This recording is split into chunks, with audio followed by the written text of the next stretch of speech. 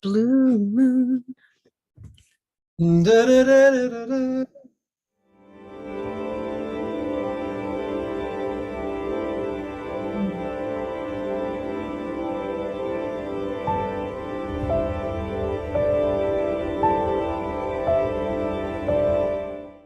What if I were to suggest that you play a key role in the awakening world?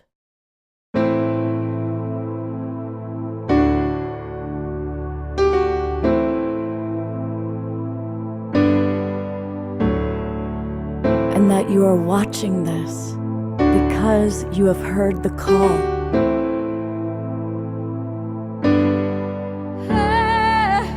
We can start right now by opening our hearts and minds.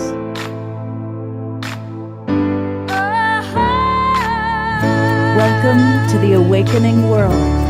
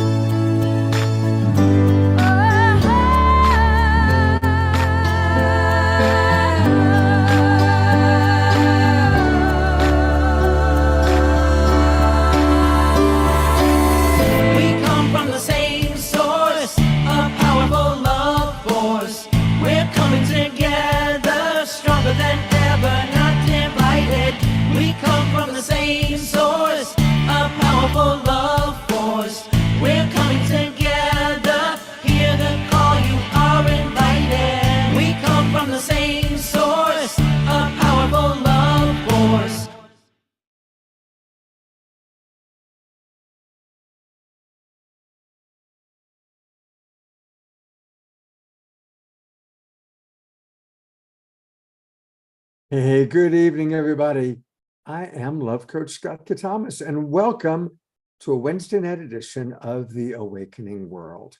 And I see a lot of our favorite friends are in the Zoom room, and I want to welcome all of you who are watching on Facebook or on YouTube or on one of our many broadcast partners, the Conscious Awakening Network, Humanities Team, Unify, and also the YouTube channels, Alan Steinfeld's and our own Global Peace Tribe YouTube channel. So welcome, everybody. It's great to see you. You know, I also want to acknowledge our statistics are showing that a lot of the people watch us on the replays, watch the replays that we provide. So you might be watching this a day later, or a week later, or who knows, maybe an extraterrestrial watching us thousands of years from now, trying to study what took place on planet Earth that created the Great Shift. And I think that's appropriate because tonight's special guest is Reverend Bridge Feltus, and she is absolutely an amazing mover and shaker. And I believe she's somebody who's changing our planet in beautiful and powerful ways. And we met Reverend Bridge because of my wonderful co-host, Trish. Reverend Bridge is her mentor. And Trish, I'm going to give you the opportunity to introduce your mentor a little bit more fully to our audience. Surprise, surprise, surprise. I know. And I feel so disorganized right now. I just like just wing it. It's me. Oh. There is someone who is incredibly close to my heart, who has radically shifted the way that I move in the world, the way that I see the world, and the way that I love in the world, that I hear your voice in my head and in my heart and in the way that I move. And some of the reasons why I'm in my life right now is because of you. So this woman is magic. And I'm going to let you talk about all the cool things that you have in your pocket, because I can't do it justice. You're better at it. I tell you what. My name is Bridget.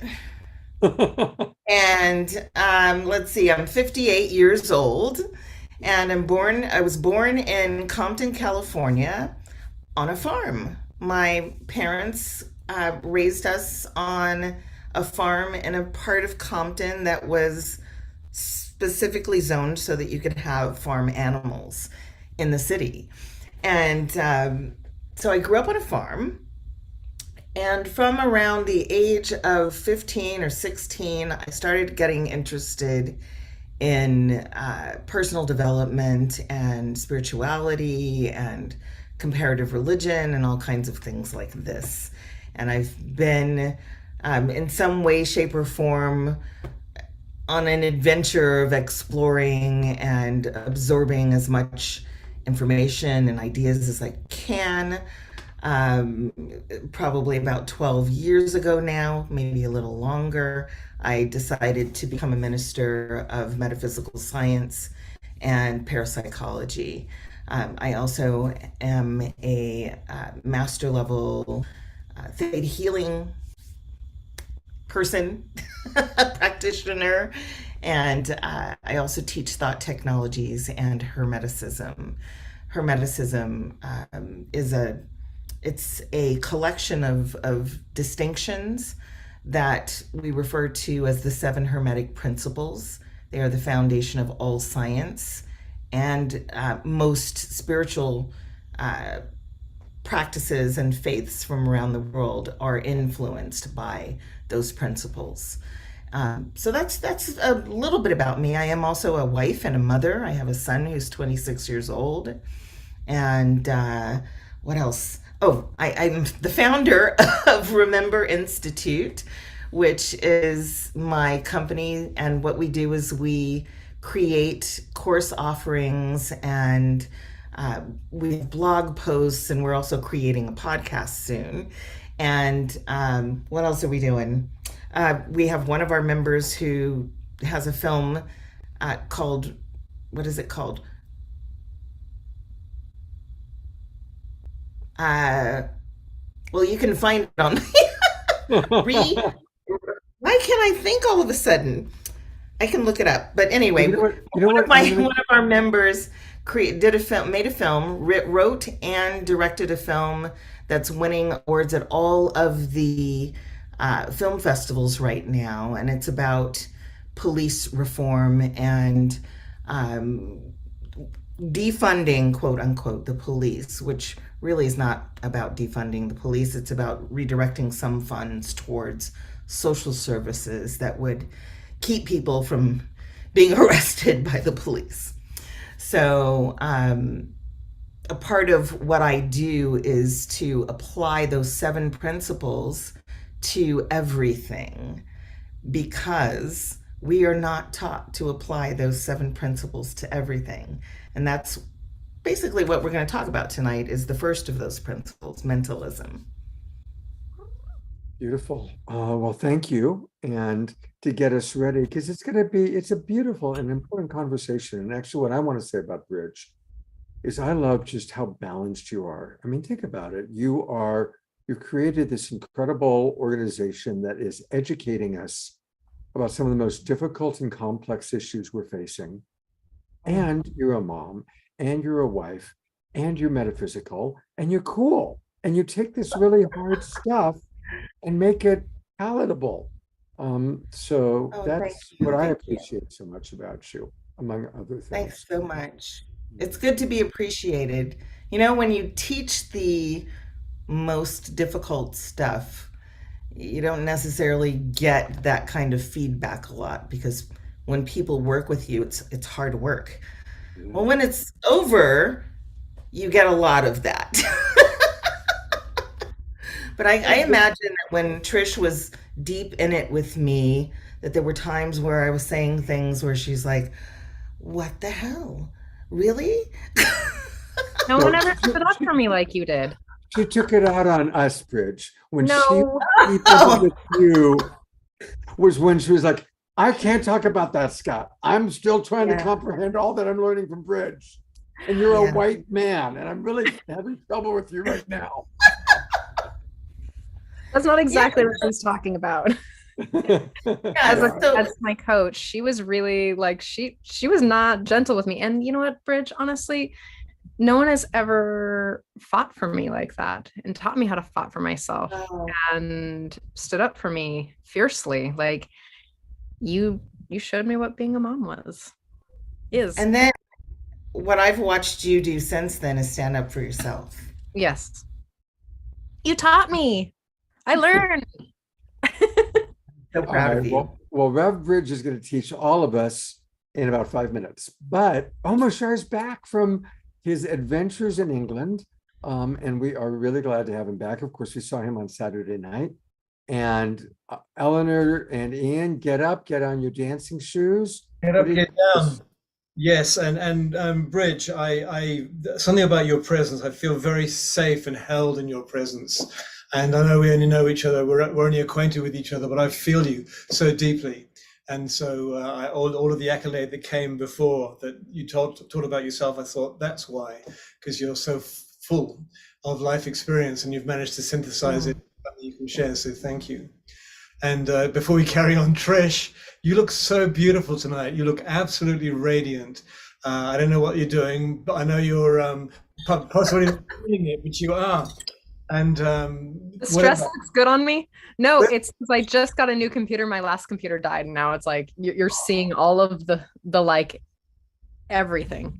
You're now seeing me. You always look amazing. Yes, it was the computer that was. And because this is your great leap forward. Holy smoke! This is very poignant tonight. Having been with Scott for all these years and been on this show. Amalgamation of this show for the last 3 years. It's amazing. When I learned that you were going forward in your life, I thought, yeah, but it's poignant too. So not bittersweet, but very, very sweet. And so here's a little sweet song that I'm going to sing for us. And here we go. Bum, bum, bum, bum, bum, bum, bum.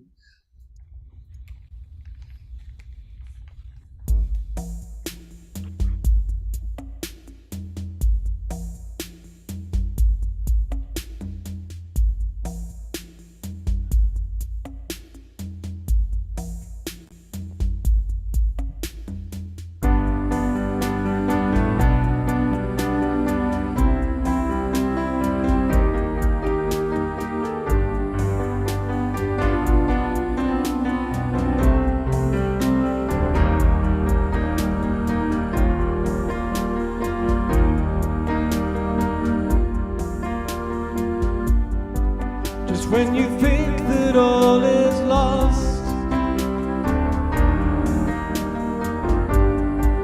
and the curtain looks to fall,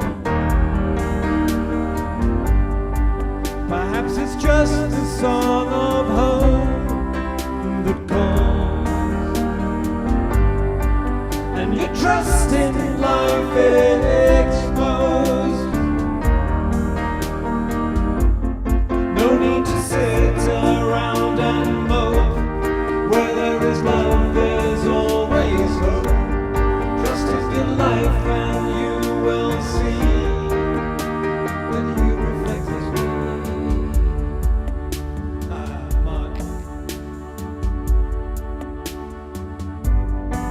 Another day is here for you to live. I walk it through with you.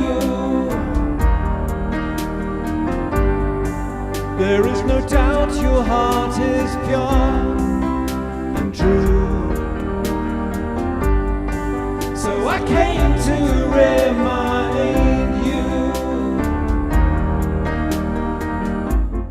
No need to sit around and mope. Where there is love, there's always hope.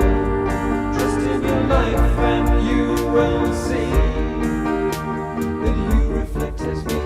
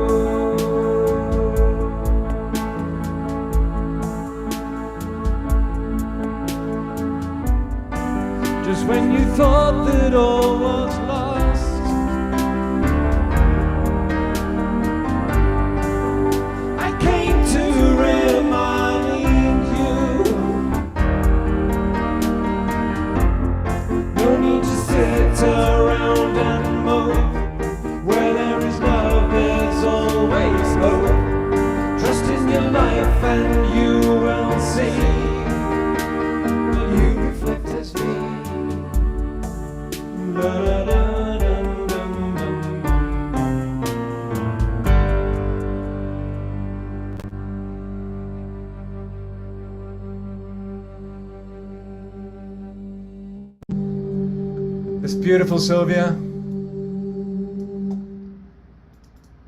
Ah, lovely. Oh, thank you, Sylvia. Thank you, thank you. And thank you, Omashar. And My, thank you, our absolute, our own personal Fred Astaire I and, know, right? and Ginger I'm not, Rogers. yeah, not too sure which is Ginger. So, oh yeah, and happy blue supermoon. So about an hour and a half, maybe 2 hours ago, the blue supermoon started rising, and it's one for manifestation and for getting into the center and visioning forward what you want to manifest in your life, and knowing that you can, that you will, and you can, that we can together. Absolutely. And we will have more Omashar a little bit later on in the show. All right. So Reverend Bridge, tell us, we knew we wanted to have her on the show.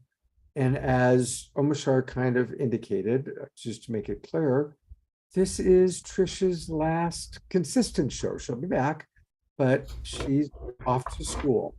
And she's really focusing on her studies and her psychology courses at UC Berkeley.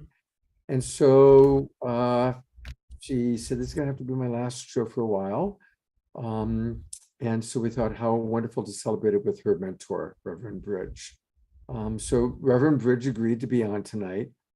And I don't know, maybe a week ago, I said, Bridge, we need to know what the topic of the show is. And I'll let you take over from there, Bridge, and tell us what happened.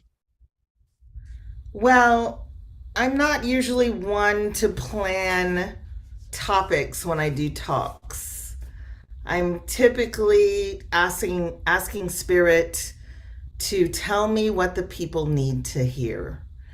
And I do it that way so that I stay out of my own head, so that I'm not thinking of what I'm going to say to manipulate the people who are listening. And it's a practice of humility on my part. I don't think of humility in the way that most people think of humility. I think of humility as the state of oneness. It is a given. It's not something that you have a choice about. But the humility part is you're acknowledging that oneness. Humility is acknowledging your oneness with the universe. So when you are present and practicing staying present to that awareness that you're one with the universe, you're less likely to be motivated in ways that do harm. Okay? Because you're thinking of whatever you do is affecting you. Whatever I say to you affects me. However I treat you affects me.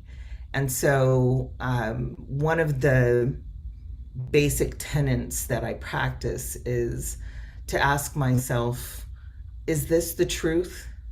Do I know it to be true? Do I have some intuitive inkling that this is true? And is it of service? Not just to me, is it of service to you? Is it of service to those who are touched by the vibration of it even? Not just those who can hear my voice. And so when Scott asked me for a topic, I felt a lot of pressure. Got a lot of things going on right now, and I was thinking to myself, I'm just going to throw something out there, and then nothing came to mind. And the next morning I woke up, and the very first thing I thought was those words: mental transmutation for justice. What are all the words? Mental transmutation for justice, forgiveness, atonement, and absolution. So I don't want to, I really don't want to have a heavy conversation, honestly. I really don't. I mean, those words are the connotation of those words is very heavy. And if you were to look, I love to do etymology research. I love to look at the history of words. So if you look, for example, at the word atonement, it breaks down to at one. the state of being at one, at one. Yes. At So, one moment, yeah, even if you want to go further. And so absolutely. it's presence, right? Atonement is Yes, all presence. absolutely. And forgiveness is to give up, to release, to let go, to forgive. Yes. Um, Absolution is to repair, make it complete again, to return to wholeness. Yes. Um, Justice. Let's see. I looked these up to make sure I wasn't lying to y'all. Justice is it'd be quicker for me to just look at it over here. Justice, justice, justice. Here we go. Justice is the exercise of vindication or equity, righteousness, to uphold your deserved rights, right? And deserving is a whole. We have a really poor relationship with the word deserve because of living in capitalist societies and living in punitive societies where we compensate for lack of true integrity practice. We compensate for that because if we had true integrity practices, then everyone would have to practice. And the way our societies are set up, they're set up so that the different classes, depending on what class you're in, if you're in the worker class, you must uh, abide by the so-called integrity standards that are set up for you by those who are in the upper levels of power in our society. Yeah. Give us some examples of what maybe that looks like that we Mm. would maybe experience in our lives. Well,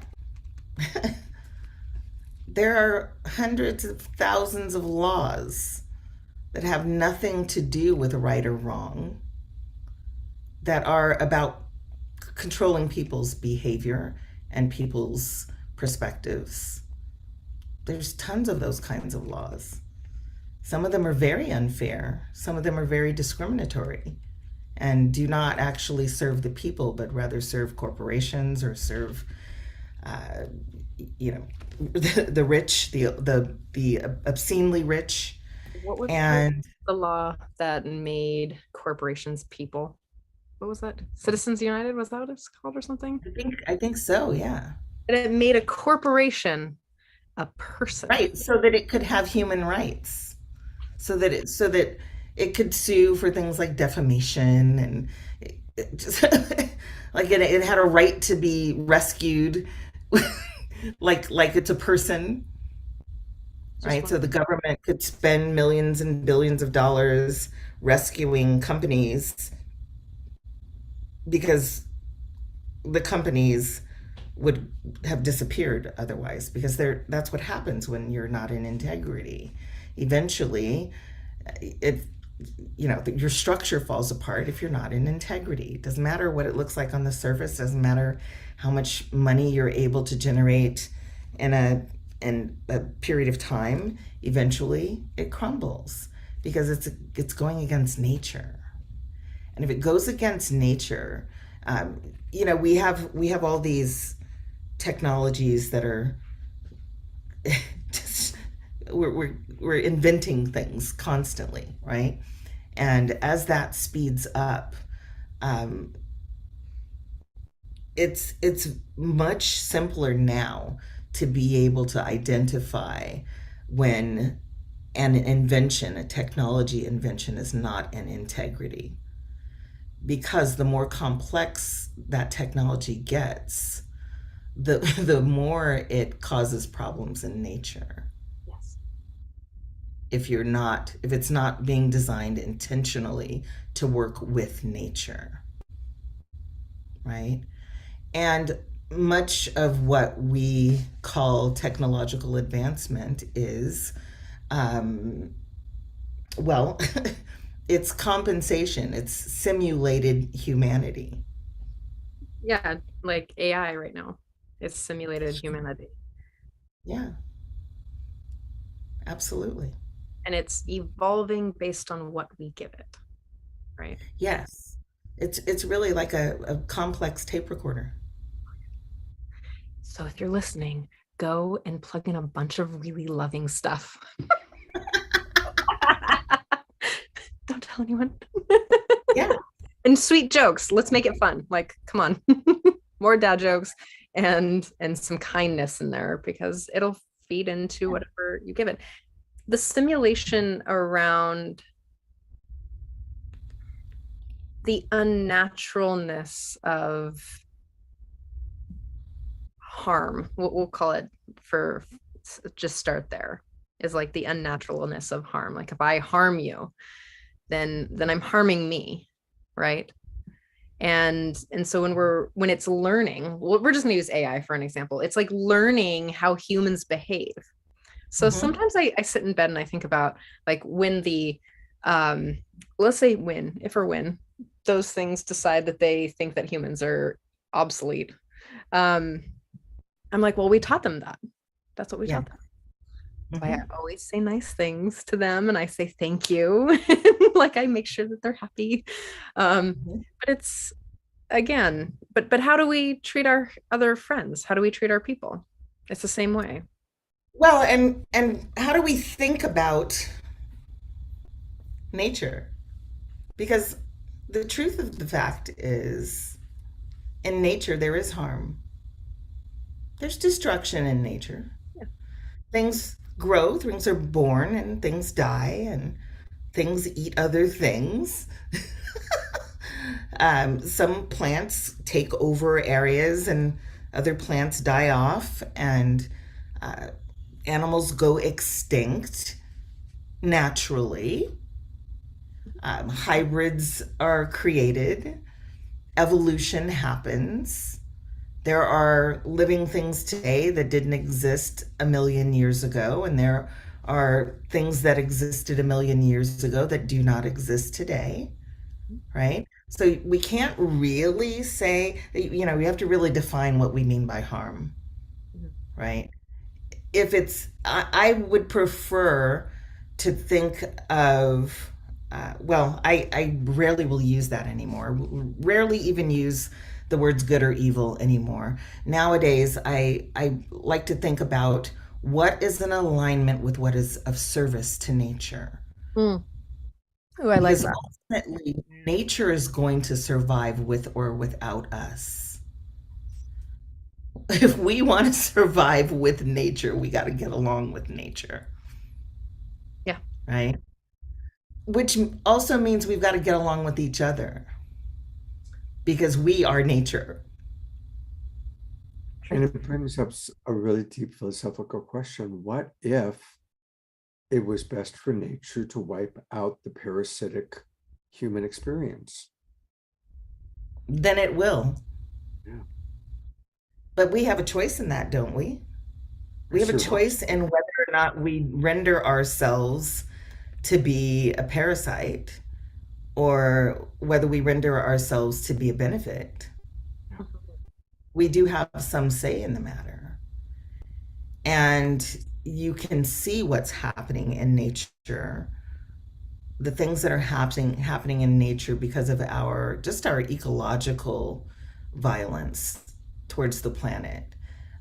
You can see how nature is responding is not to our benefit, right? We were just talking about the fires up where you are. So I'm really, one of the things, this is one of the Hermetic principles. And someone asked, by the way, where you can read about the Hermetic principles. This book, I don't know if you can see that. It's called the Kybalion. Maybe someone will put it in the chat. Kybalion. The Kybalion. Now, this book is written by some people called the Three Initiates. And they were people who studied the ancient scripts of Egypt, pre Arab colonialism, pre European colonialism. These scriptures were found, and they're called the Hermetica, the Corpus Hermetica. But the Kabbalion is specifically the 7 principles. And those 7 principles are the foundation of all science. And back in the day, the scribes of every major religion from all over the world would pilgrimage to Egypt to study with the scribes of Egypt these 7 principles.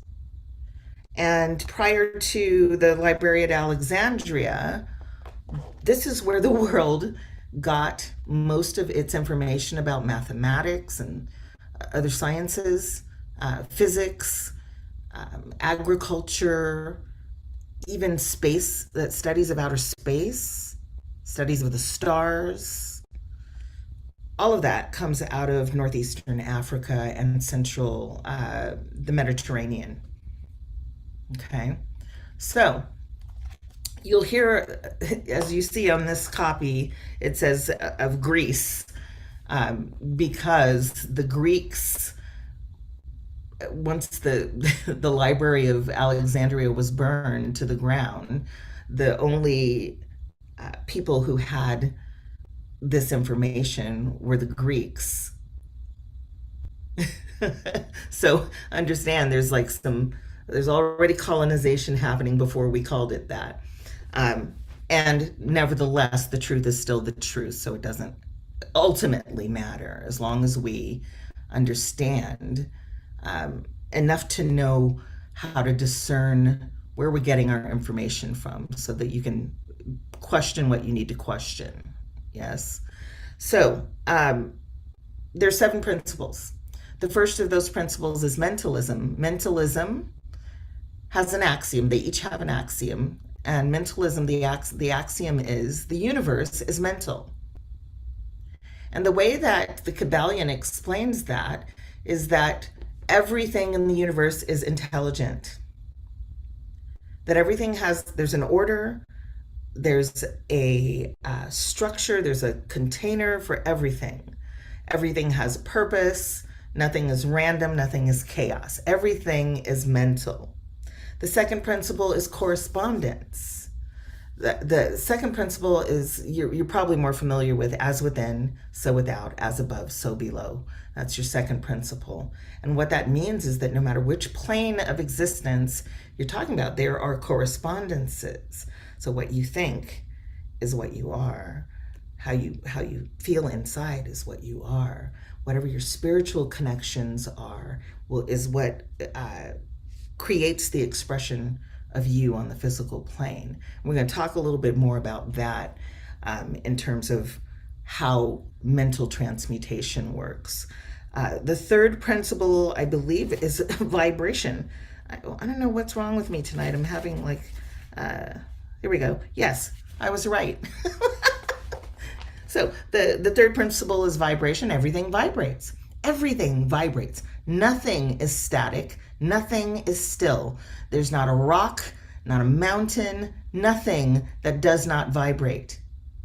In fact, vibration is the energy that holds particles together to create the form of anything. So when we look at Scott here biting his fingernails, Boy, talk about calling me out.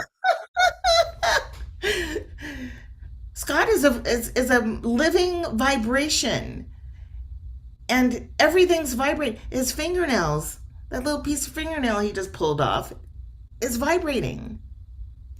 Anything that's not vibrating ceases to exist. So nothing ever ceases to exist, by the way. So everything vibrates, everything vibrates. Everything has, and vibration, by the way, is frequency. and frequency at the levels that we can hear it, we call sound, right? So we have a limitation on the range of vibration that we can hear, and we call that sound. But that too is vibration. Got it? All right, so the fourth is polarity. Now, this is important to what we're talking about today because polarity states that all opposites are varying degrees of the same thing. All opposites are varying measures of one thing.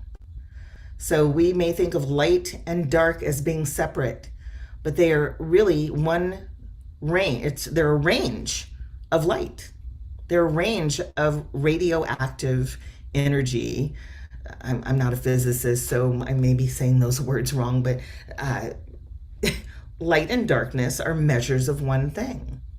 And in fact, what creates light is, there's always some there. Even when the range is so small that we can't detect it.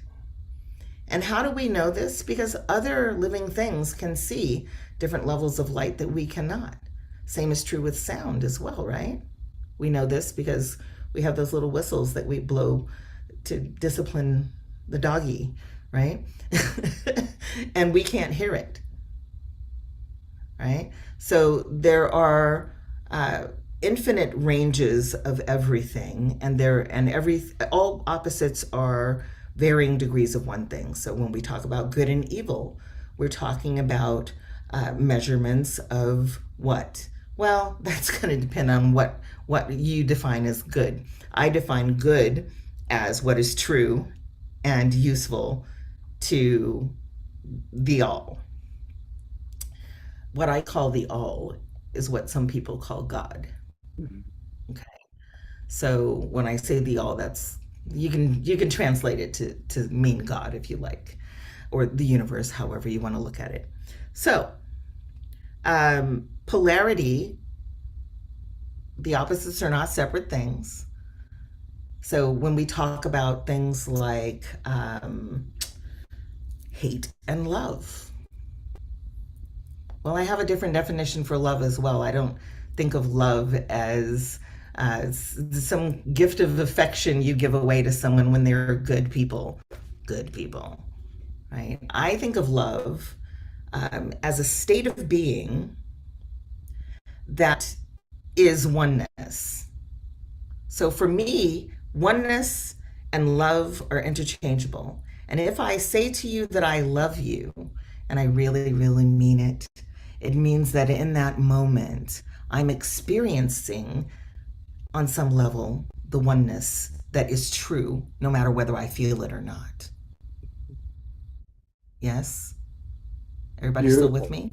Absolutely. Perfect. Yeah. And I think I just want people to really reflect on that for a moment, because it's a very powerful definition of love. So I want to invite people to think about what's a moment in your life where you remembered, since we're with the Remembrance Institute, when you remembered, I really am one with this person. We are one.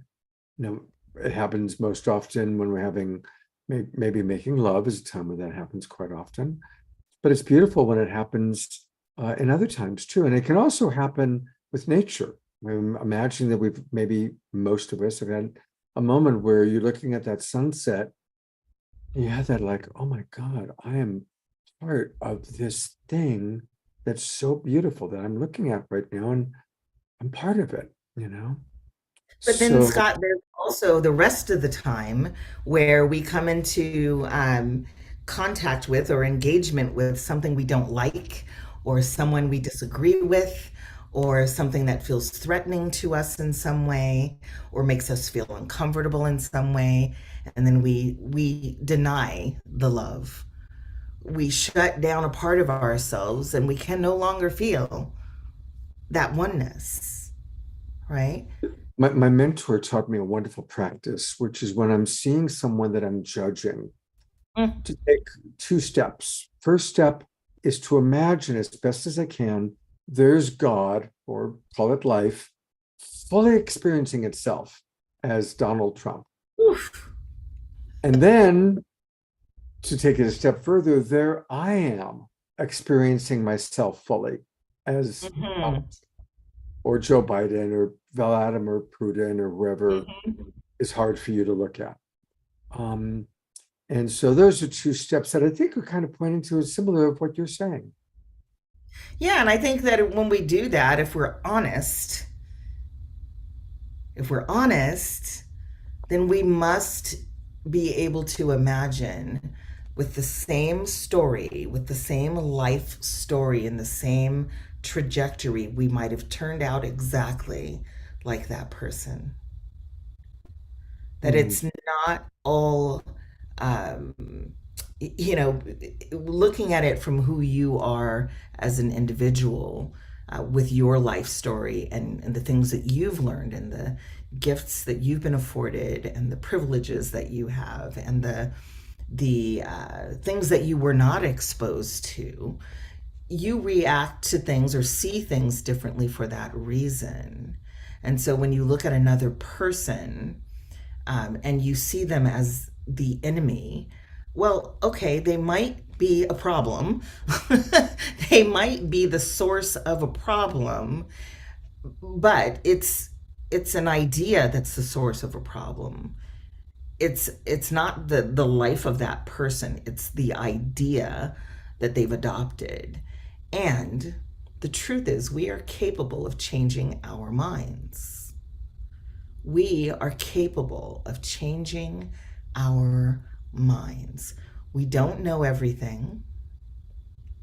You don't stop learning when you become an adult. You don't, there's not a point in your life where you know everything. And you will continue, if you're curious and you want to be honest and you value your integrity, you will continue to be curious and learn along the way. And what we don't think about when we're judging people like Donald Trump is, well, let me make it simpler. Let me make it real simple for you. Um, I have a neighbor who is not very nice to us. It's a little bit racist. A little bit racist, just a little bit. And for a minute there, when they first moved in next door, I didn't want anything to do with them. I'm like, no, I'm good, right? But then things happen in the neighborhood, and you need to have relationships with your neighbors. And people have to rely on each other sometimes when things are happening. And I don't want to live like that, where I can't just communicate with someone because I don't like them. So I had to think about, what is my frustration with someone like that? And how can I look at it differently so that I'm not seeing that person as my enemy? And I'll get to what the purpose or how that serves me later. But for now, I have to look at what is it in me that I'm feeling that I don't want to feel, that I'm making them responsible for. And the thing that came forth for me was the idea that I'm frustrated because I don't know how to get through to them, because I don't know how to reach them. And that's almost always what's happening when we are frustrated with another human being, is that we're frustrated because we don't know what to do to create the proper connection with that person. There are times when someone is very much incorrect in their perspective. And that perspective and their actions because of their perspective can be very harmful. Yes.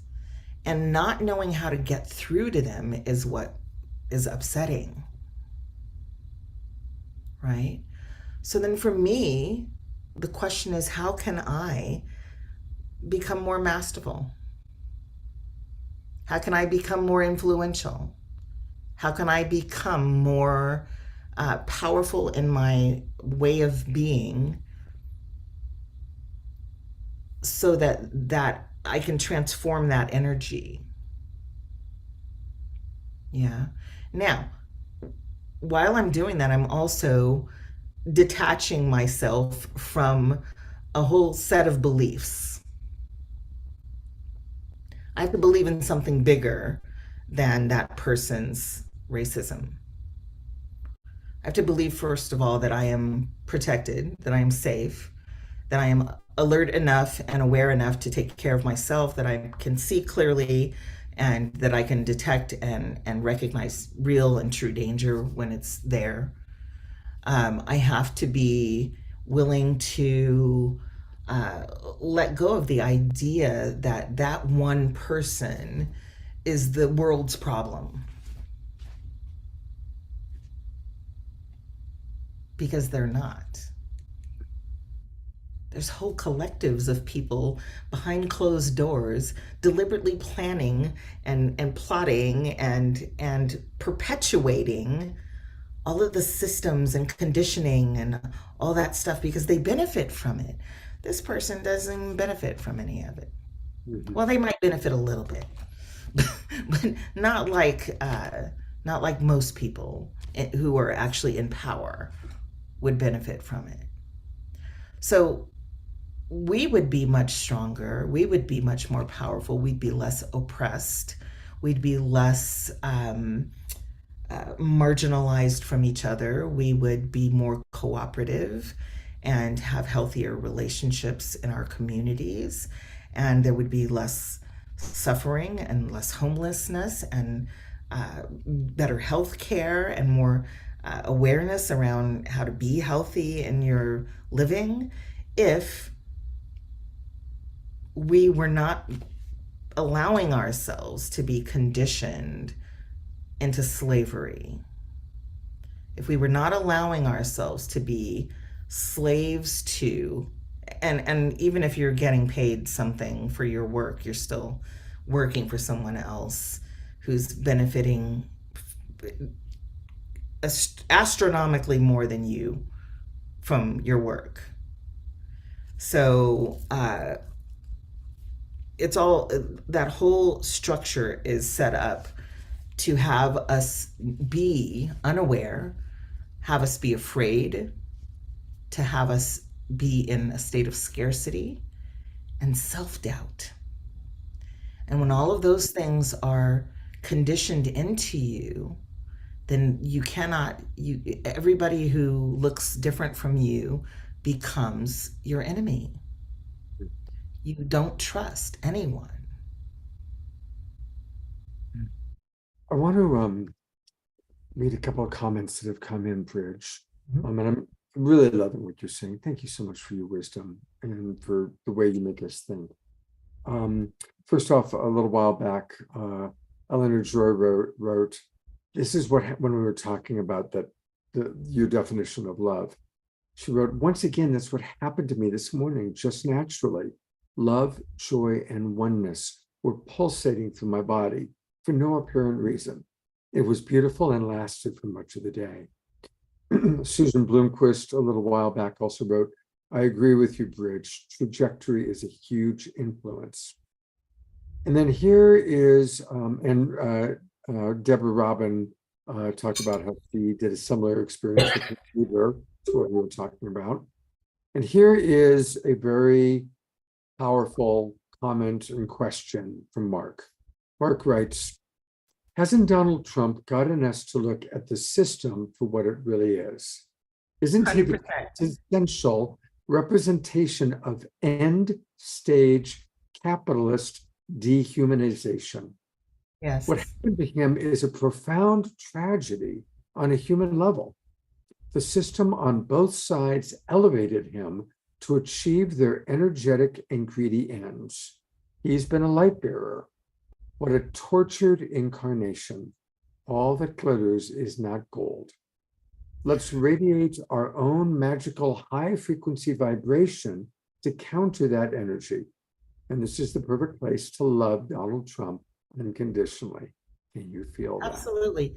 You know, there are so many elements in nature that have caused tragedy throughout the history of the planet. And again, we separate ourselves from nature. And we think about good and evil as two separate things at war with each other.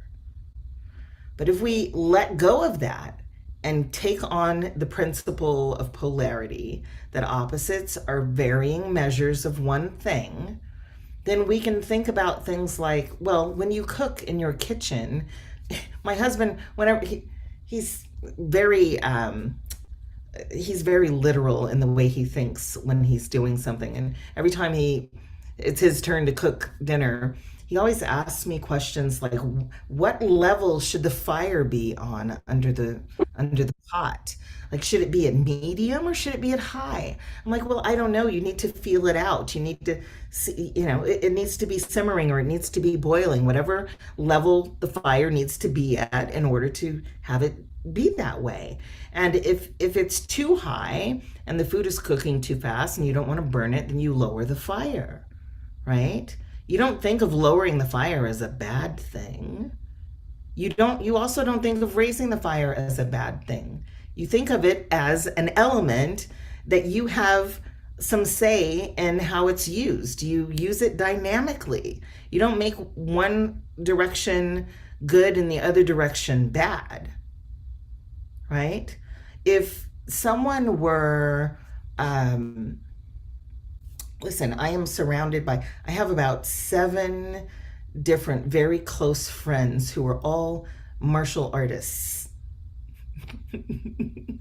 And you would think, okay, well, they're teaching people how to fight, but we don't necessarily always think of martial arts like we think of violence. We think of martial arts like self-defense, maybe for some of us, but we think of it as sort of this beautiful dance thing. It's like it's almost like it's not, but it's a thing that was used spiritually and as military, as protection, right? So again, opposites are not separate. So if someone were attacking me, I would fight back. If Scott were standing on my foot and I say to him, ouch, you're standing on my foot, Scott, and Scott doesn't get off my foot and it's really hurting me, I'm going to push him off my foot. Now that might feel a little violent to Scott. Especially if, maybe he didn't hear me or whatever. That might feel like violence to him, right? But it doesn't feel like violence to me because I'm adjusting the circumstances so that I can be safe, so that I'm not injured, right? If we had to consider that in our everyday lives, I think a lot of people would behave differently, because what it would mean is people would understand that if they intentionally harm another person, that person has a right to push them off. Yeah. To in some way protect themselves. In compassionate communication, Bridge, there is the protective use of force. Absolutely. And it's a really important part, because people think, oh, well, it just means we're going to let people beat us up or take advantage of us. No, the protective use of force is appropriate. And I love the martial art form that's associated with nonviolent communication, which is Aikido. And in Aikido, a big part of Aikido is I'm going to protect myself first, and then I'm going to do my best to protect my attacker. Yes. Yeah.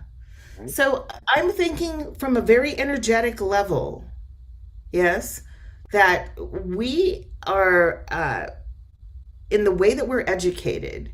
And I don't just mean through schools, I mean through the media that we are exposed to, through the way the news is told, through the laws that our laws are social agreements. They're not natural laws, they're social agreements. and we didn't actually really agree to them. We didn't decide on those laws. Half the time, we didn't even decide on the lawmakers who were making those laws. So, we have all of these different artificial ways of regulating behavior that don't always have anything to do with what's true and what's right. We would put someone in prison for stealing food.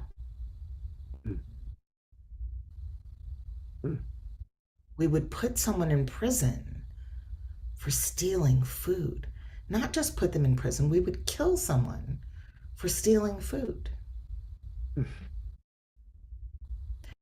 We have so many stories like this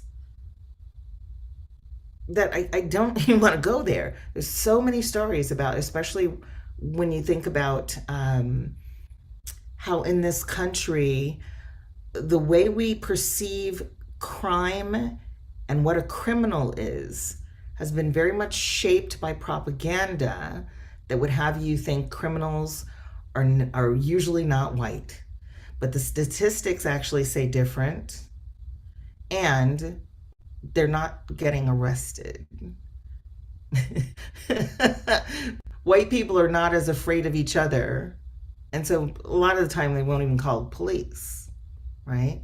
So there's this, there's a trend of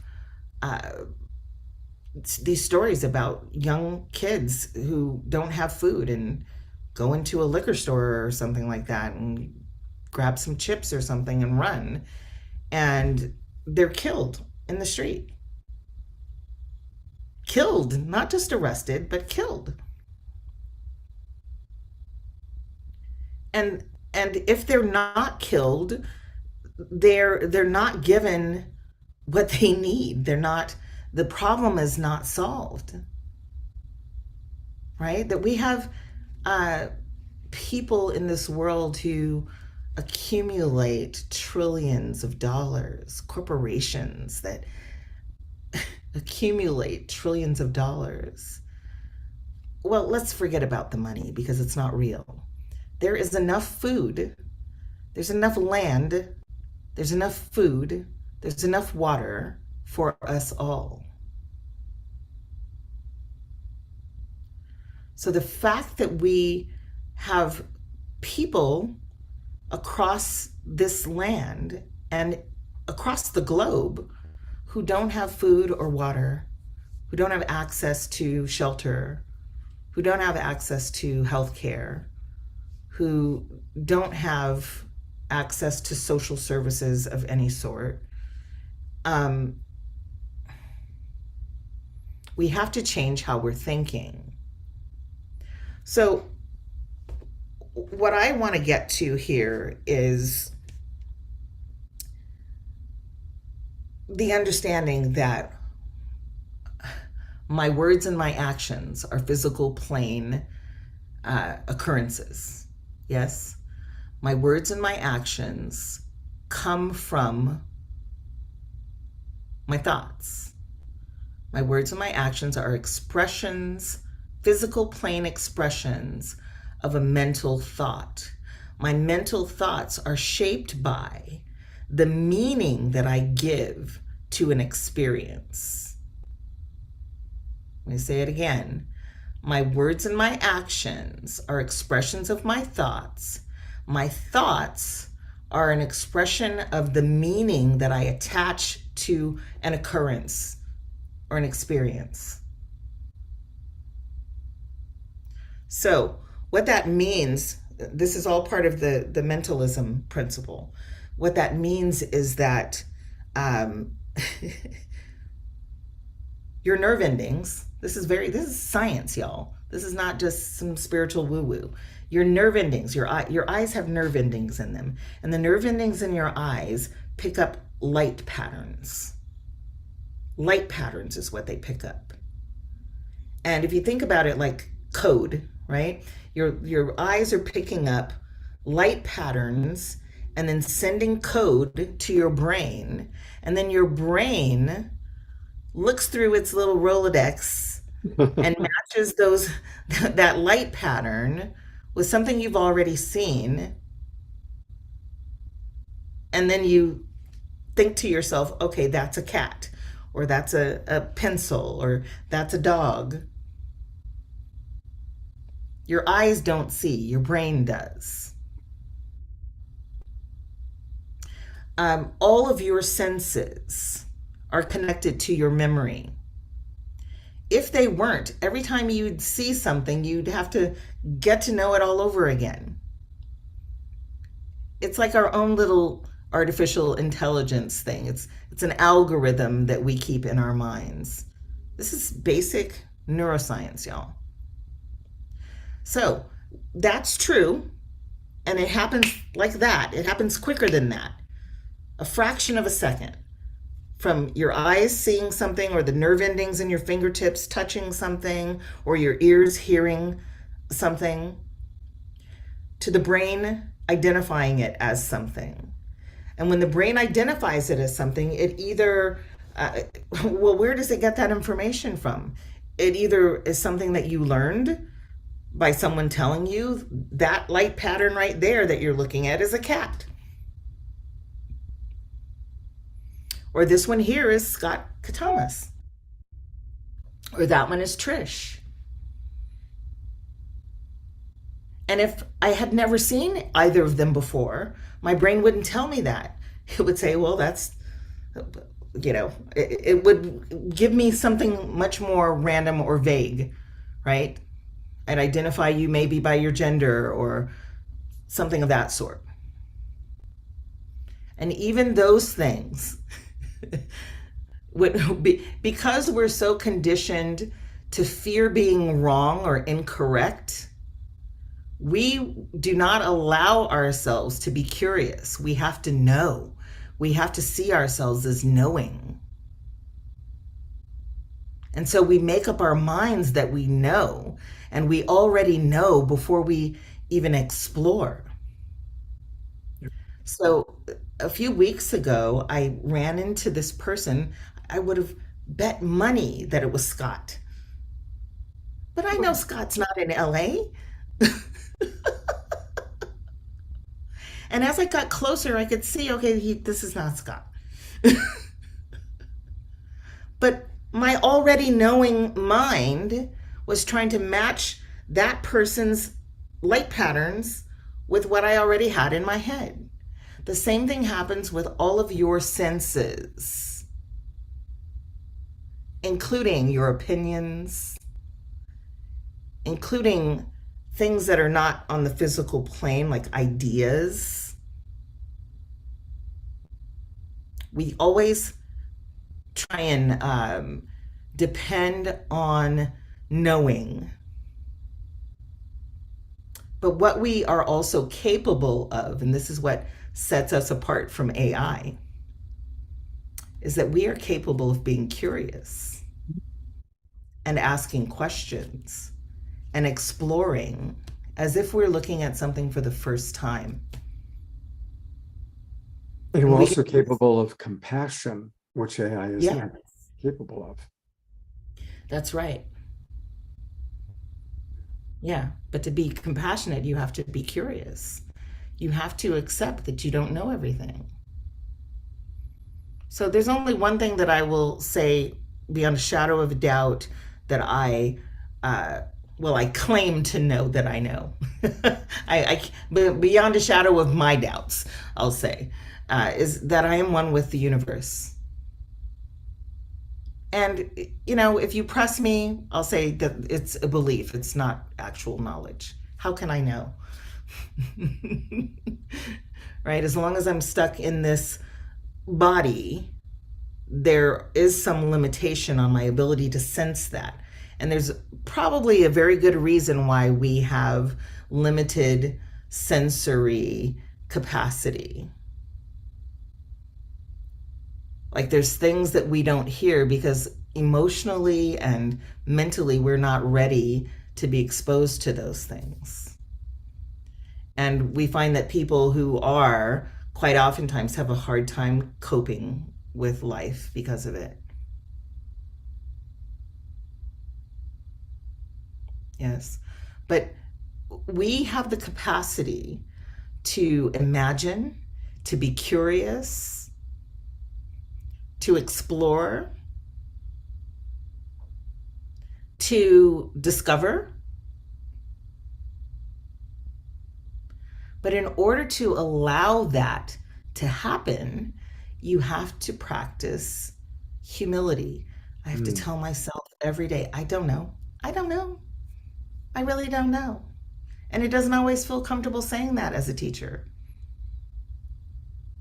Listen, you can be so committed to being a good teacher that you might get yourself in a situation where you feel that you're disserving your students if you let them see that you don't know. But this is a mistake. It's disintegrated teaching, actually. So what I always say to my students is, all right, we're going to start this conversation, and you may chew the fish and spit out the bones, whatever that means for you. Right? Because I don't know everything. In fact, as I'm teaching people what I've learned, I don't know if it even applies to them. Wow. If I ever come to a point in my life, and I've been there actually, where I believe that I have all the answers, I'm in trouble. And anybody following me is in trouble. My whole community is in trouble. Anybody who loves me is in trouble. Those who I'm responsible for are in trouble. And we all know, we've seen this time and time again. We're seeing it all the time. This is happening where people think they know and are so dependent on that knowing, that stance of knowing, that they don't allow room for what they don't know, what they haven't seen, or what they haven't experienced. And then there can literally be no compassion between you and another person unless you had exactly the same life. From day one, you'd have to have the exact same life. I want to read a few more comments just to involve our audience, Bridge, and you're going to like some of these. Jeffrey writes, thank you, and I'll bring Trish up too because she may have something to say. Jeffrey writes, if we allow the world's opinion to control our thinking, then that will be our demonstration. Loveolution is the solution. Mark Danisovsky writes, when I see Bridge, I see someone that I've known through lifetimes. I trust her to lay the real heavy-duty truth on me because of the archetypal solidity of her truth.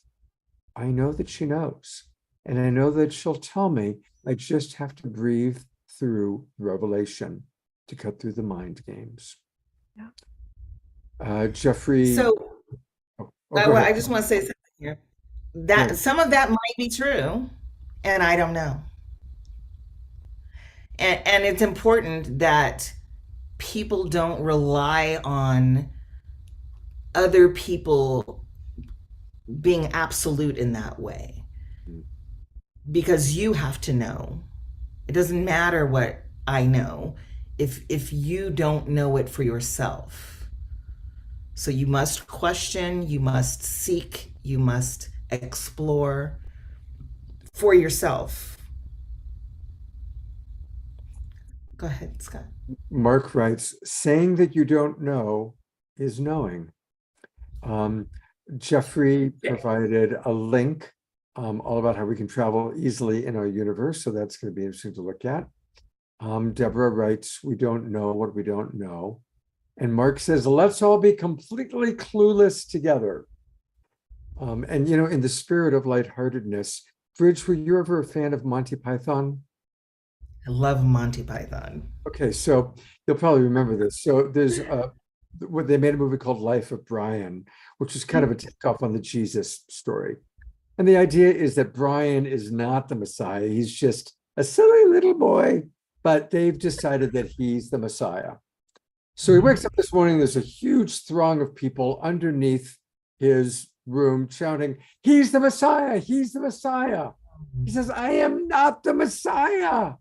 And then one guy goes, "Only the true Messiah will say that he's not the Messiah." So Brian goes, "Okay, I'm the Messiah. He's the Messiah. He's the Messiah." Point Well, I being, would say no we're matter all the what he does, Messiah. people want to believe what they want to believe, right? Yeah. Well, I would say we all are the Messiah. I think that what we're seeking is in us, and that the story of the Christ is meant for us to be inspired to look inward, and really sort of understand. Well, that's a great segue to the subject of forgiveness and absolution. Take it away. That is the core of the story of Christ. And ironically, right? Because nowadays, what conservative Christo-fascist would like for us to think is not that the story is forgiveness and absolution. And that is indeed what the story of Christ was about. It was really about the idea that we are whole, and that our false pursuit of perfectionism it's artificial. It's not real. It's a pursuit of something man-made that doesn't exist in anything. Not in the way that it's defined. Wholeness is perfection. And again, everything is vibrating, everything is moving, everything is growing, everything is dying, everything is moving, changing, morphing. Every cell in your body will be a different. Well, you won't have any of the cells that are in your body right now 7 years from now. Every cell. So when we think about these things, oftentimes, I hope you'll notice that I'm actually going back and forth between the spiritual concepts and the scientific, because they are one. They are one. They're not separate. Spirit lives in us, and is all around us, is in everything. So then, what are we capable of if we believe that that the universe is mental, that the universe is intelligent, and that we create with our minds, that we perceive with our minds, that we experience with our minds, and that what we're experiencing is our unconscious, most of the time, our unconscious application of learned meaning that we attach to an experience. We can change that level. We can change what we make it mean. We can change what we make it mean. Over this last couple of years, my son has been going through some major emotional stuff, and I've been appalled. I'll just be honest. The things that I've watched, the decisions I've watched him make, I couldn't believe he was making. It just blew my mind. And my ego was huge. I was just like, my son? I cannot believe this. You know, my son has like 168 IQ, and he's super brilliant and very creative. And he's making these decisions that were completely, in my mind, out of order. and suffering, and causing himself suffering, and causing us suffering, and just, oh my God, I couldn't believe it. And so I was very angry with him. I felt betrayed. and so I would fight with him about it. I would argue with him. Why? And then I realized my biggest upset was that I couldn't reach him to help him. That was my frustration. He's still my beloved son, my one and only son. I love him forever, no matter what he does. So, what was I upset about? I was upset because I didn't know what to do. I didn't know how to help him. And I had to really take on the fact that, oh, okay, I'm helping all these people. Can't help my own son. My ego is just out of control. So I had to take some time and put myself in therapy so that I could work through that mess and get back to the mastery that I know, so that then I could say things to him that were actually useful, that he could actually take in and digest and appreciate. The only way that I could help him was to put aside, to change my mind about the whole thing. I literally had to change how I thought about all of it.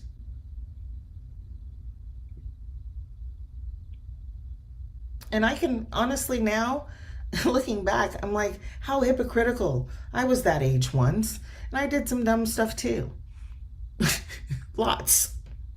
And I survived. Right? So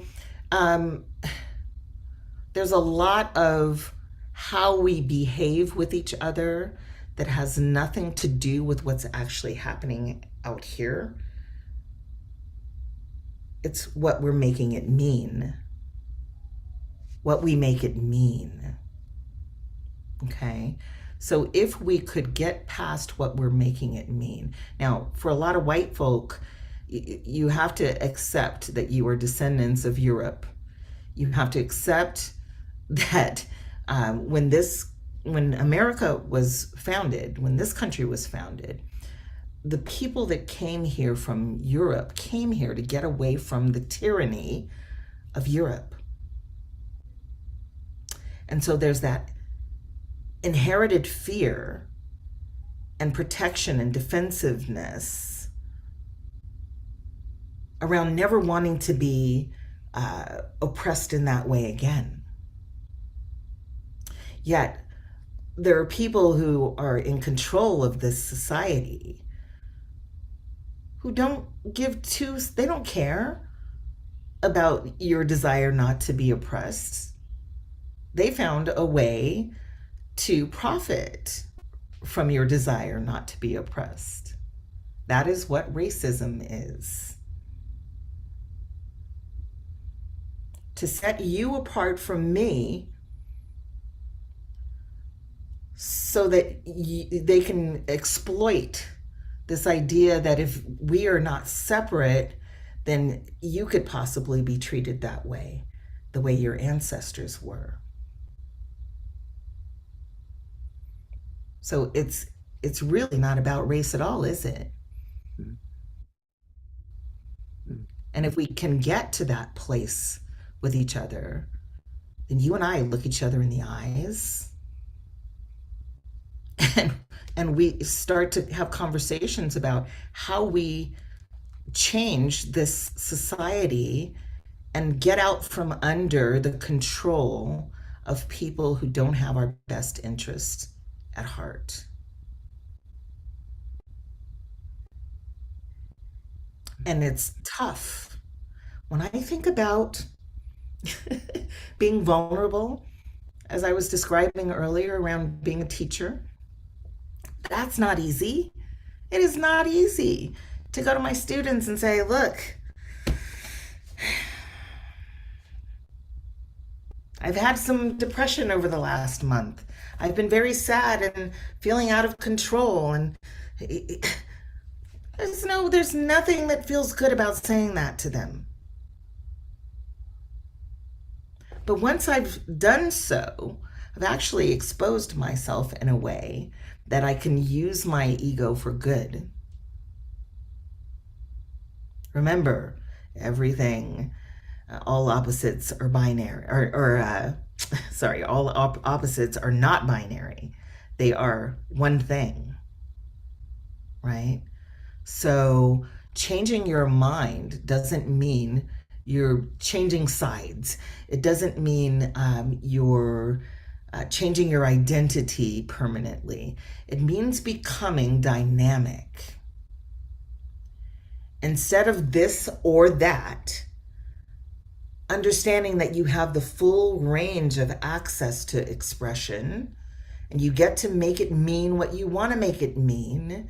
And hopefully you'll make it mean something that's of service and creates more harmony and more love and more connection with others, therefore more peace for yourself. Because there is no peace if you cannot forgive. There's no peace if you cannot forgive. Forgiveness is not something you give the other person. It's you giving up the poison in yourself. And you can also hold someone accountable for their own absolution, for their own repair of whatever damage they've done, while simultaneously forgiving them. Listen, I've got a couple of family members I forgive every time I talk to them. And I love them dearly, and that's why I do it. But I had to change what I made things mean. When they say something that feels rude or disrespectful, I don't have to make it mean something about me that actually lands here. I can go, oh, that's cute. Right? So I can use my mind intentionally with the same mechanism that I use unconsciously to apply meaning that serves. Does that make sense? Absolutely. I would love to. I don't know how much time we have left, but I'm open to questions. Yeah, and we are getting close to that time. So let me read a couple comments and I'll let Trish ask the final question. Bonnie wrote, I couldn't help my son 25 years ago out of addiction until I surrendered him to God and begged God to help me help him. I didn't have the words, but God, and when we say God, that could mean life, it can mean what you choose. Surrender is the key for us. And Eleanor Joy totally resonated with that. Dayara writes, it's about helping each other feel their own divinity and empowered. And perfectionism is a maladjustment that feeds us into consumerism and or a grab for power to negate the powerlessness. Or we rebel and destruct that way unless we can learn to love being perfectly imperfect. That's beautiful. Thank you. Trish said, this is why I adore Bridge. She's magic. I'm an artist, and once upon a time I was a makeup artist and hairstylist, and I did a lot of work in film, television, and fashion. And when you're working on, let's say for a fashion show, there is pandemonium happening backstage. If you're working for a theater play, it can be very nuts. And sometimes the way that we communicated with each other sounded very harsh. We'd be like, hey, we got to go right now. No, right now. So if we could just think of that as fire, think of it elementally as fire. Again, we don't think of fire as bad. You use it according to what makes sense. You think dynamically about how you use these things, and you don't use them irresponsibly. You use them for good. You use them for the benefit of the whole, not to be destructive, unless destruction is for the benefit of the whole.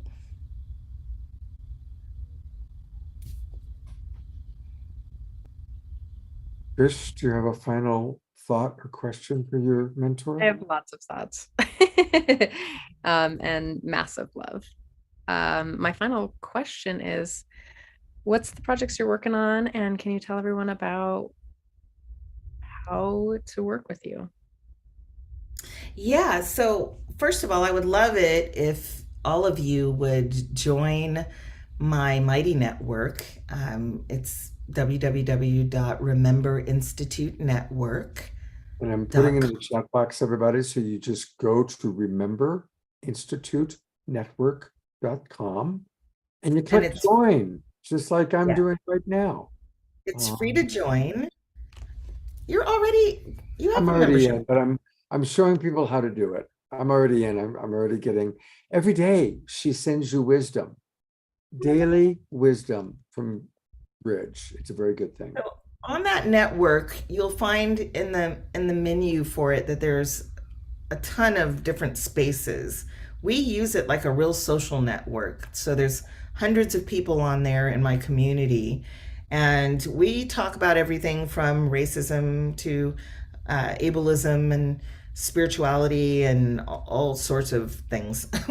we talk about all of the things that relate to living life to the fullest, and with the intent of being healthy and having healthy thoughts and healthy relationships. So that's our network. It's free to join. If you want to commit a little bit deeper, there is the Remembership program, which you can find on the network. Rememberships are sort of like a Patreon. You get discounts on our courses. There's a daily live stream in the mornings that I do meditation, theta healing, and little mini sermons, breathing exercises, all kinds of things like that. Monday through Friday, we do that. But that's a perk for our Remembership subscribers who support my work by making a monthly contribution. And there's 3 tiers to that. I think the first tier is $10. The third tier is $100. And we welcome your generosity and your stepping into our community and becoming a part of what we're doing. Generally speaking, our motto is, may we remember what we once knew before we forgot who we were. It's a returning to, it's based on an African practice called Sankofa. And some of you may have heard the word Sankofa before. What it means is to go back and get it. It literally means go back and get it. And the way it's used is to go back and get ancient wisdom and apply it in the present with the adjustments for modernity. And so we're combining how we talk about spirituality and science. And yeah, just join us. We have a lot of fun. We make a lot of jokes. We have a lot of articles on Remember Magazine that are fun and fascinating. We're kind of nerdy and also kind of funky, and we'd love to have you. Beautiful. Thank you so much, Bridge, for your wisdom and your contribution, all that you are doing to really make this world an awakened world. You really are one of our favorite teachers and Thank you. Yeah, absolutely. Always a pleasure to be here. We love you. And just want to acknowledge this is our, Trish and I have been doing this show together for 3 years. So I'm a sentimental guy. So I'm having a moment. Thank you, Trish. I mean, we've done a lot of shows together. Thank you so much. I'll be back for some one-offs. I just need to rebalance a little bit. Absolutely. It's crazy over here.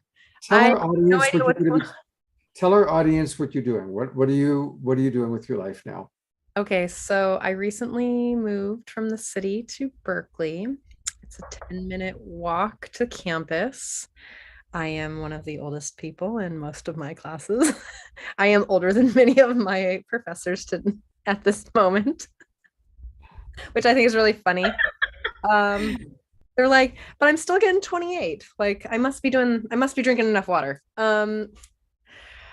what I'm doing is I'm really taking the opportunity to dive into the campus. I'm taking the opportunity to see what's there. Like, I could probably put one of these shows on the radio station here at Cal, but there's a lot of what I'm realizing now is Berkeley is a heavily weighted research school. And so I am diving into my own research. I have a couple of projects around codependency and some things that I want to dive into. And I'm building community with people who are old and like us, who have conversations, I don't know who you speak for yourself. Yeah, I know I am speaking for myself. So I go to class every day and I'm trying to really like build some information, like give myself the opportunity to actually step into this opportunity, as well as work on my own projects. One of the so I have currently Psychology 101, which is a research, I get to learn how to code research statistics. That is not going to be my favorite class. So that's a very heavy class. And then I have a transfer class this semester that they're making me take, so that I don't F up this whole first semester. And then a class that I'm really excited about is a man who's been doing research on happiness and oxytocin. And the first class was literally a incredibly brief overview of Buddhism, Taoist, and Hinduism. I was like, okay. And he had us do 4 embodied meditations in class. Wow. I was like, all right, I can get in with this. Beautiful. And so, yeah, I'm just taking the opportunity to simplify as much as I can until I feel the ground beneath me. Now, if you could see my room right now, that my room looks like my internal head process. It's wild. So you've been here before and you'll be fine. Yeah. You got this. I just need a little focus. That's what I'm doing right now. Yeah. One thing that's really wonderful about what Trish is doing that I want to really acknowledge, and it gives hope to how we are evolving. Trish will be the first member of her lineage to graduate from college. I think to even attend college, if I recall correctly. At 37. 37. But that's really cool. First member of your entire family lineage to go to school and graduate. So that's powerful. That's powerful. And I think there's a lot of ancestors up in the spirit realm that are going, you go, girl, you go. We're working on it. Well, it won't. It's not the only first in her lineage, right? Am I right? There's more things that you have been first of in your lineage as well. Oh yeah. Like I am the black sheep in the family who has broken a lot of things. I am just going to keep going so that if I have children, but even the children that I get to raise in my lifetime have the impact of this. And, I know that I'm at Berkeley for a reason. I wrote some really powerful essays about the impact that I do want to have. And a lot of it has to do with Scott and your teaching. There's 3 really powerful teachers in my life, and that would be you two, and Zuza Engler. And again, it's really like your loving support. Scott taught me how to be empathetic, and you taught me how to be me. And I thought to myself, how to be a bitch. Did I teach you how to be? I like the C word personally, but yes. How to set boundaries. But really, like I love that, Scott. You're so sweet. I know. And Zuza taught me how to embody the world through Gestalt. I think what's really beautiful for you to remember, if you will, is that you are actually blessing those who came before you and those who will come after you. So in your personal lineage with your family, your bloodline, that is part of how absolution works. We don't all get to correct ourselves and experience ourselves as whole in one lifetime. Sometimes it takes several generations, and that is how humans evolve, right? So you are a living, breathing expression of the evolution of your lineage. I'm working on it every day. Keep going. Yes, I am still doing the self-love show. That happens to be in the morning that I don't have any class. And everybody, please do join the Self-Love Show every Thursday morning, 10 a.m. Trish and her partner, Dawn. Who do you got tomorrow? We are doing a rerun, but it's probably something that either Dawn or myself have taught on. So if you want to hear one of our teachings, go ahead, rock it out. And then we'll be back the following week. We both needed a break. I was like, I'm falling. She was like, okay. I was like, okay, I just need a break. She's like, you're surfing. I'm like, yes, I am. Well, thank you, Trish. Everybody, Self-Love Show still. And Bridge, thank you so much for building the bridge in our Always own a pleasure. consciousness. And as we conclude every show, all things begin with our Alpha and Omega Man, also known as Omashar. So before we get rid of that lineup, Bridge, you took the words right out of my mouth the whole time you were speaking. So thank you. It's like everything you said just rang true like a crystal. And Scott, I'm with you with the sentimentality about Trish. You know, we don't know each other very well, but we're acquainted in the heart very deeply. And I love you very much, Trish. And I'm really, if I was your dad, I'd be so proud of you. Rocking on. I'm not, I'm your brother. So I'm your brother who's really proud of you. And thank you. Thank you. Brother, Dad, it's all the same. We're all in it together. I know we are. So go forth and conquer. No, become more sovereign. Self-sovereign. So here we go. Let's do something and close this out with a couple of announcements afterwards. So we're going to go nice here. We're going to go here.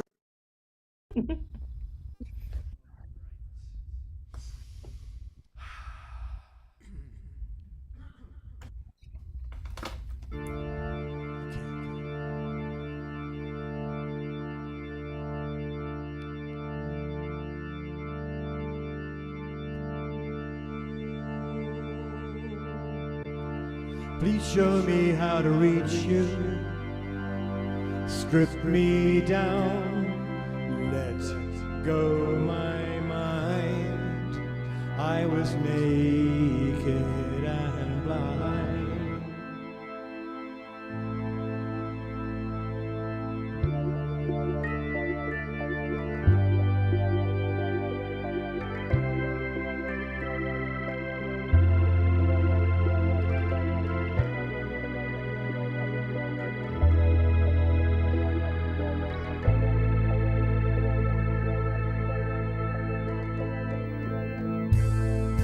Finding it harder holding on to what's gone. Then there's the future. What if we never get that far? I know it may sound crazy if I say not much is real. Tell me inside, how do you feel?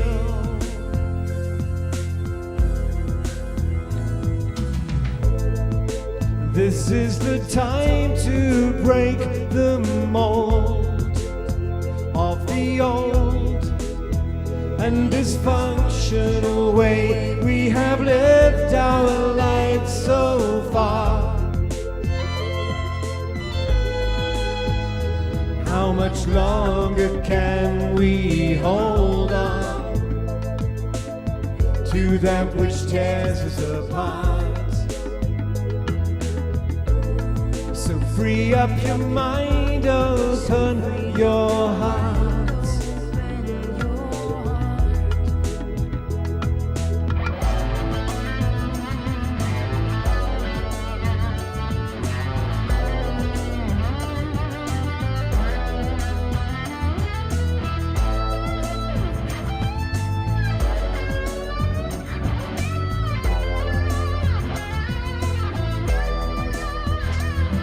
No longer can we hold on to that which tears us apart. So free up your mind, open your heart.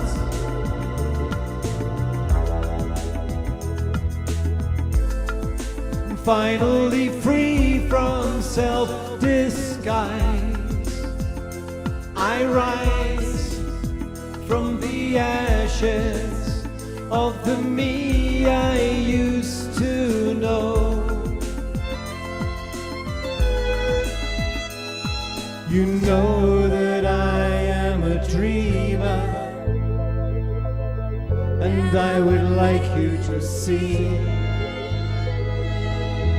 that I am dreaming a new reality.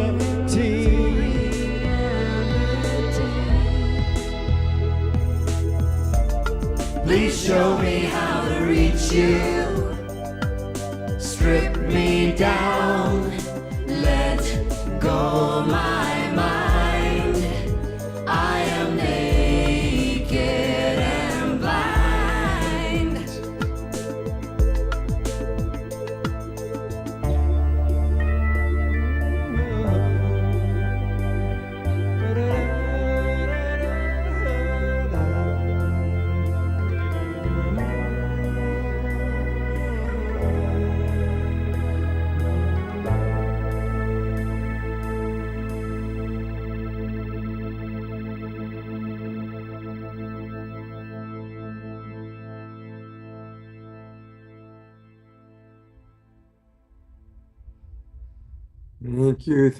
Thank you, beloved brother Omashar. You do such a beautiful, beautiful job. And that was quite a produced song. It started off, a little bit slow, and then we've got the guitar licks in there. We've got some chorus. We've got some harmonies. I know it's a nice build. I like songs which build and they take on more and more substance as you go through it and end up with ta-da! So thank you for recognizing that.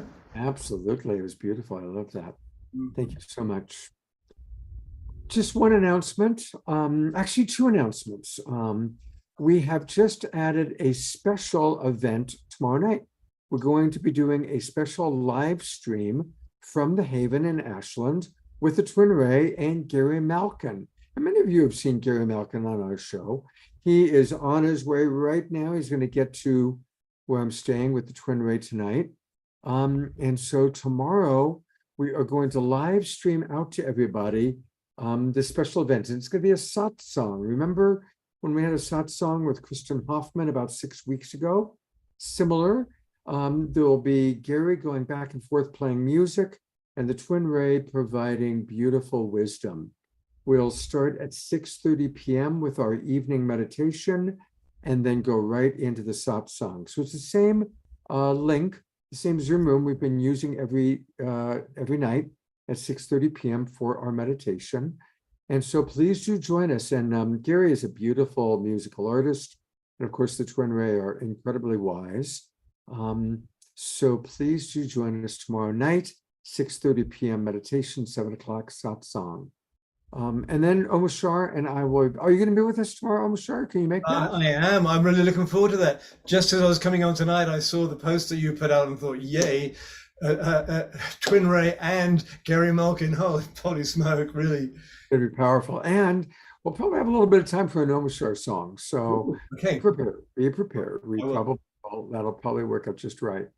Then the other event, again, Omashar and I will be providing is this Saturday night.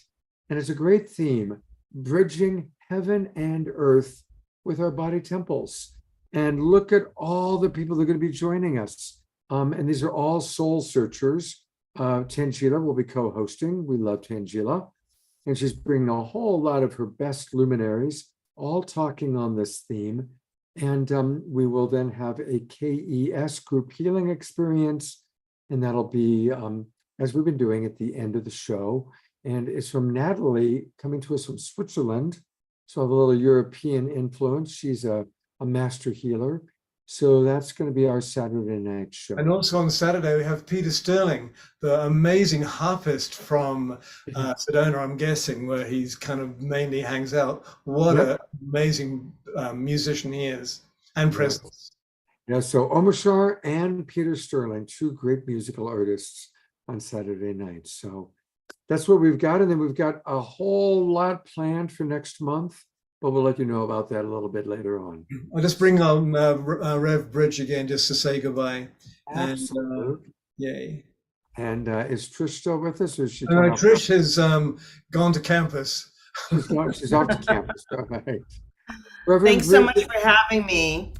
It's always a pleasure. And I'm sending you all blessings and love. Thank you. Let's change our minds. Let's do it like it's a hobby, you know? Absolutely. for fun. Mental Change your mind. transmutation. Absolutely. Yes. Thank you, Reverend Bridge. Thank you, Roma Show. Thank you, everybody, for watching, including everybody watching on Facebook. Thank you, John and Summer Raymer, for getting us out to all those Facebook groups and pages. And we'll see you all hopefully tomorrow night for the live stream. Take care, everybody. Have a good evening. Yeah.